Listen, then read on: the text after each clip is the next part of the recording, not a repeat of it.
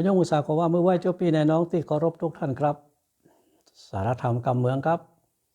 มาปะกับเจ้าพี่นายน้องของเฮาแล้วนะครับกับเฮามาสูตรโยโกห้องไปตัวกันครับการสูตรกันในวันนี้จะเป็นการสูตรแปรเนี่ยนะครับวันนี้จะเอาบทสูตร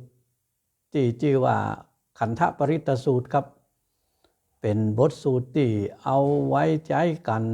งูเงี้ยวเขี้ยวคอทั้งหลายนะครับเนาะ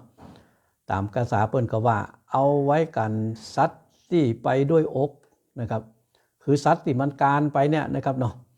บอกว่าจะเป็นงูกาจักเข็บแมงป่องอย่างพวกเนี้ยนะครับก็สามารถที่จะใช้บทสูตรบทนี้เอาไปสูตรได้นะครับแต่ว่าที่จะเอาสูตรให้กันฟังเนี่ยนะครับก็จะเป็นการสูตรแปรเพื่อเฮาได้รู้คำหมายของบทสูตรนั้นๆว่ามันแปลว่าจะได้พ่องนะครับเนาะก็จะได้สูตรกันไปกับเจ้าพี่นายน้องของเฮาฟังกันไปสูตรตัวบ่ได้บ่เป็นหยังครับแต่ว่าฟังกันไปเพื่อว่าเฮาจะได้รู้คำหมายของบทสวดนะที่ทูเจ้าเปิ้นเอามาสวดให้ฟังกันนะครับในเวลาที่เฮากินเฮาทานนะครับเนาะทูเจ้าเปิ้นจะสูตรโยโกห้องกันไปอย่างอันนะครับครับก่อนที่จะสูตรขันธปริตสูตรนั้นนะครับจะได้ไหว้พระก่อนนะครับเนาะนมัสการพระรัตนตรัยนะครับจากนั้นก็จะได้สูตรบทคัดของขันธปริตสูตรแล้วก็ขันธปริตสูตรนะครับนะโมพุทธายะนะโมธัมมายะนะโมสังฆายะ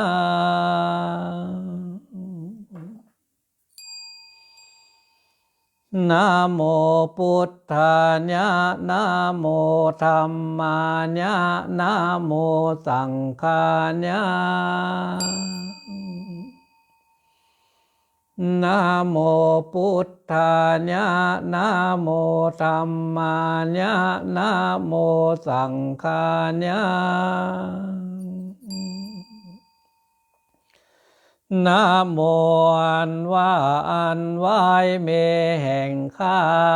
ทุจุงมีพุทธายะแก่พระพุทธเจ้าเตอนะโมอันว่าอันไหวเมแห่งข้าทุจุงมีธรรมายะแก่พระสัทธรรมเจ้าเตอนะโมอันว่าอันไหวเมแห่งข้าทุจุงมีสังฆายะแก่พระสังฆเจ้าเตอ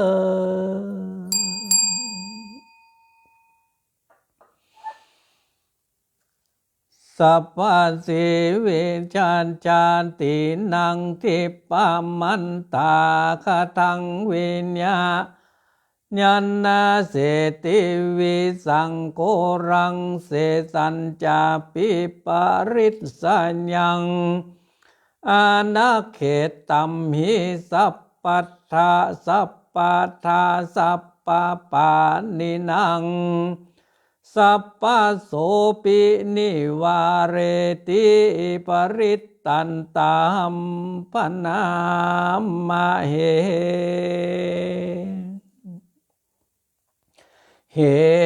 เทวตาดุกาลานเทวดาตั้งหลายยังปริตังอันว่าปริตาอันใดนาเสติอันหือสิบหายเสียวิสังยังปิดโครังอันหยาบจากาแข็งสัพพสิวิสชาตินังแห่งสัตว์ตั้งหลายฝูงมีปิดมีงูเป็นเก้าติปปามันตากตังวิญญาเป็นดังยาติปปามนติปนั้นก็ดี ยังปาลิตตังอันว่าปาริตาอันใดนิวาเลติแลห้ามเสียปาริสัญยังกังวลอนตลายเสสัญจาปิแม่นอันเสสะอันเหลือกว่าปิดอันหายนั้นสัพพะปานินังแก่สัตว์ตั้งหลายมวลอาณาเขตตามหิอันมีในอาณาเขตอันนี้สัพพัทธะในที่ตั้งมวลสัพพะโสปิแม่นด้วยภาการตั้งมวล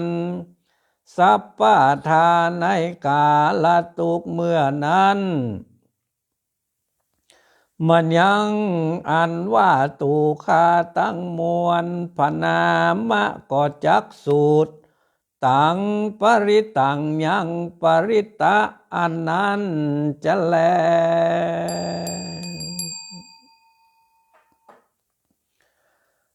วิโลปะเขหิเมเมตังเมตังเอลาปะเทหิเมจัปปัญญาปุเตหิเมเมตังกันหาโกตมะเกหิจาเมตังอันว่าไม่ตีเมงกูอัตุจุงมีเวโลปะเขหิกับด้วยปัญญานาคตัวชื่อวิลูปะคะนั้นเตอเมตังอันว่าไม่ตีเมงกูอัตุจุงมีเอราปะเทหิจัปปัญญาปุตเตหิกับด้วยปัญญานาคตัวชื่อเอราปทะและตัวชื่อชัพปัญญาปุตตะนั้นเตอเมตังอันว่าไม่ตีเมแห่งกูอัตุจุงมีกันหาโคตมะเกหิจะ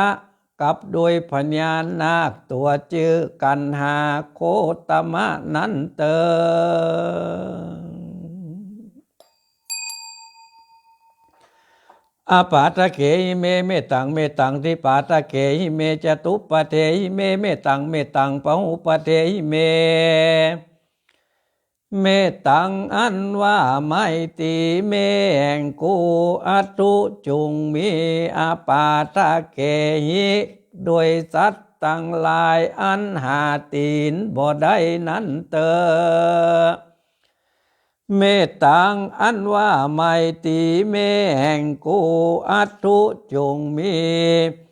ติปาตะเกหิกับโดยสัตว์ตั้งหลายฝูงมีสองตีนนั้นเตอ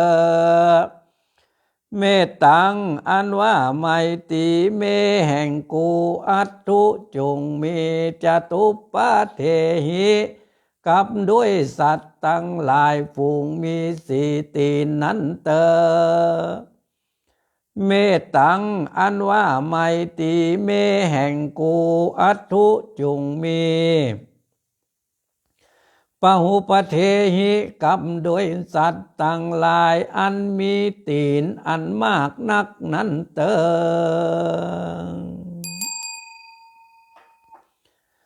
มามังอปาตะโกหิงสิมามังหิงสิติปาตะโกมามังจตุปะโทหิงสิมามังหิงสิปะหุปะโทอาปาตะโกอันว่าสัตว์ตัวหาตีนบ่ได้มาหิงสิอย่าได้เบียดเบียนมังยังกู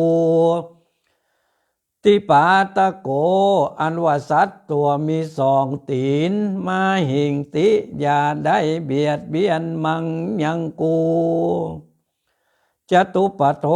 อันว่าสัตว์ตัวมีสี่ตีนมาหิงติอย่าได้เบียดเบียนมังยังกูปะหุปะโทอันว่าสัตว์ตัวประกอบด้วยตีนอันมีมากนักมาหิงสิอย่าได้เบียดเบียนมังยังกูเตอสเปสตาสเปปานาสเปปุตาจะเกวลาสเปปัตรานิปัสสันตุมากินจิปาปะมากะมา สัพเพสัตตาอันว่าสันตั้งหลายมวลก็ดีสัพเพปานาอันว่าสัตว์ตั้งหลายฝูงมีชีวิตก็ดีสัพเพปูตาจะอันว่าสัตว์ทั้งหลายฝูงอันหูเกิดมาก็ดีเกวลาตั้งมวลปัสสันตุจุงล่ำเปิงหันพัตรานิยังบุญตั้งหลายเตอสัพเพสัตตาอันว่าสัตว์ตั้งหลายมวลมาอากมาอย่าได้อาสลัยกินจิปาปังซึ่งบาปอันใดอันหนึ่งเตอ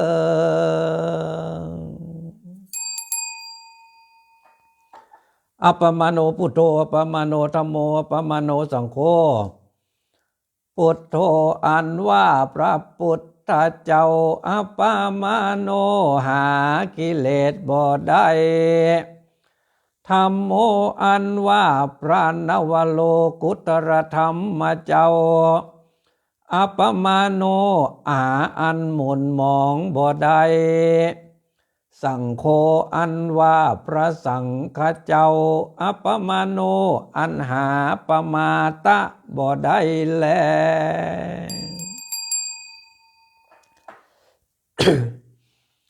ปมาณวันตานิสิลิงสปานิอหิวิจิกาสตาปฏิอุณานาภิสรภูมูสิกา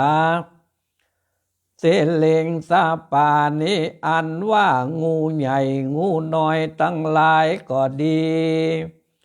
อหิอันว่าพญานาคตัวชื่ออหิก็ดี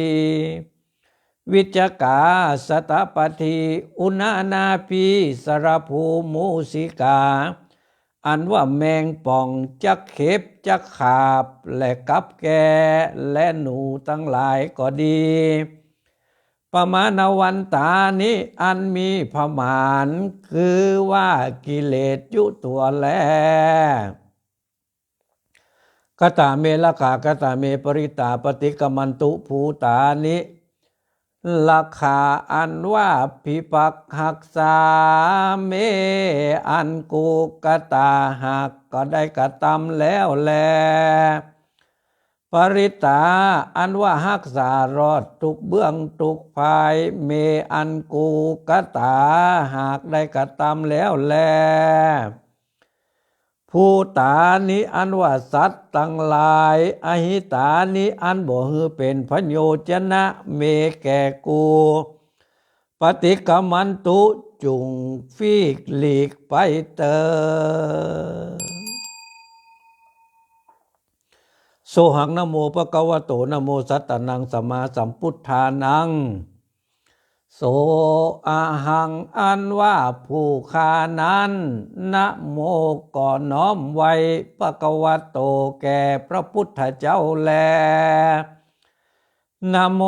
อันว่าขีญาอันน้อมไว้เมแห่งคาอัตถุจุงมีสัมมาสัมพุทธานังแก่พระพุทธเจ้าตั้งหลายสัตตนังเจตตนคือวิปัสสีสิกขีเวสภูกักุสันทะโกนากมนะกัสสปะโกตมะนันเตอขันธปริตสุตังนิธิตังก็แล้วแลอิติวุตตปกาเลนะด้วยภาการดังกล่าวมานี้แล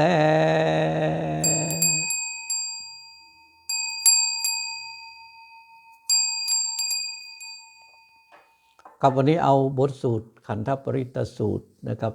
มาสูตรคือกับเจ้าปีนายน้องของเราได้ฟังกันนะครับครับลำดับจากนี้ไปเราจะได้ปั่มเปงภาวนาครับแปลงใจเงื่อนนี้มือมันเนื้อเตียงอยู่กับอารมณะอันใดอันหนึ่งครับไผมักไผหุมอันใดก็เอาอันนั้นครับไผสอบพุทโธก็เอาพุทโธไผจะเป็นสัมมาอรหังก็เป็นสัมมาอรหังไผจะเป็นจะได้ก็ได้ครับเพื่อให้ใจของเราได้นิ่มได้มันได้เตียงครับเป็นการปั่มเปงภาวนาไปในตัวครับเชิญชวนเจ้าพี่นายน้องของเราปั่มเปงภาวนากันได้แล้วครับ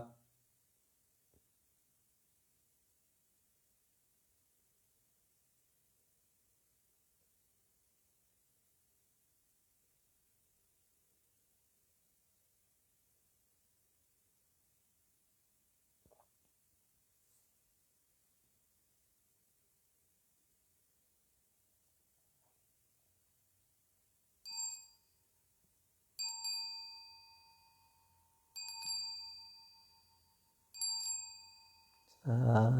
าธุผู้ข้าทั้งหลายปั่มเป่งภาวนามาพอสมควรแก่เวลาขอยกยอไว้เหนือหัวก่อนแลลำดับจากนี้ไปเราจะได้อธิษฐานส่วนบุญที่เราได้ปั่มเป่งมาบ่ว่าจะเป็นบุญศีลบุญทานบุญภาวนาขอบุญทั้งหลายเหล่านั้นทรงยุให้ตนตัวหมู่เฮาเจ้าข้าทั้งหลายได้ถึงความสุขได้ถึงพระนิพพานจากนั้นเราจะได้อุทิศผลบุญผลกุศลที่เกิดจากการทานอันนี้จากการสูตรมนต์อันนี้ไปถึงแก่เทวบุตรเทวดาเทปาอาหักเจ้าตีเจ้าต่างเจ้ากรรมนายเวรทั้งหลายเป็นลำดับทัดกันไปนะครับนิมังตานากัมมังนิปปานาปัจจายโยโหตุโนนิจจังอิมังศีละกัมมังนิปปานาปัจจายโยโหตุโนนิจจังอิมังภาวนากัมมังนิปปานาปัจจายโยโหตุโนนิจจังยังกินจิกุศลังกัตตปังกัมมังสัพเพหิอัมเหหิกตังปุญญังโนอนุโมตันตุสุนันตุโพนโตเยเตวะอัสมิงธาเนอาทิกตาทิกายุกาเสตาโหนตุสัพพสัตตานังสุขีอัตตานังปริหารันตุมาตาปิตาสุขิตาหุนตุทุกขาปมุญจันตุสเปญาตกาสุขิตาหุนตุทุกขาปมุญจันตุสเปอัญญาตกาสุขิตาหุนตุทุกขาปมุญจันตุสเปปิสาสเปญขาสเปเปตาสุขิตาหุนตุทุกขาปมุญจันตุสเปนัคขตาสุขิตาโหนตุทุกขาปมุญจันตุสเปเตวาสุขิตาโหนตุทุกขาปมุญจันตุสเปอาจาริญญูปัจจญาสุขิตาโหนตุทุกขาปมุญจันตุสัพพสัมปตินังสมิจฉันตุโว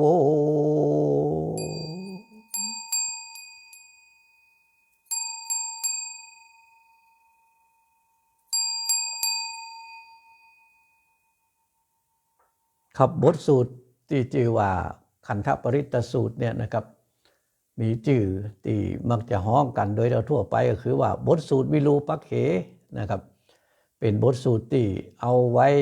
กันงูเงี้ยวเขี้ยวขอทั้งหลายเพราะว่าสูตรตึงวันเนี่ยนะครับมันตึงหมานะครับตึงหมาแอวหาตึงเข้าบ้านตึงกายบ้านนะครับราชอันก็เป็นบทสูตรแถมบทสูตรหนึ่งนะครับเนาะที่เอามาสูตรให้เจ้าปีนายน้องได้ฟังกันนะครับเนาะสารูปปิมปาที่ได้ตั้งไว้ตั้งหน้านี้นะครับเป็นสารูปปิมปาไม้เนอะนะครับองค์ใหญ่ๆนั้นอันนั้นท่านพระครูสุตะพัฒโนดมตัวเจ้าหลวงวัดดอนใจแม่ริมได้อัปปั่นไว้ให้ส่วนพระเจ้าไม้น้อยองค์ตั้งหน้านั้นเป็นพระสังกจายนะครับอันนี้ท่านมหาสุรศักดิ์ตุเจ้าหลวงวัดล่องคุณวาลีสุทธาวาสก็ได้อัปปั่นเอาไว้ให้นะครับเนาะก็ได้นำมาสักการะบูชานะครับและนอกจากนั้นก็จะมีสารูปของครูบาศรีวิจัยนะครับบอกว่าจะเป็นนั่งบอกว่าจะเป็นยืนนะครับแล้วก็สารูปของครูบาพรหมมานะครับก็เอาไว้สาสักการะบูชา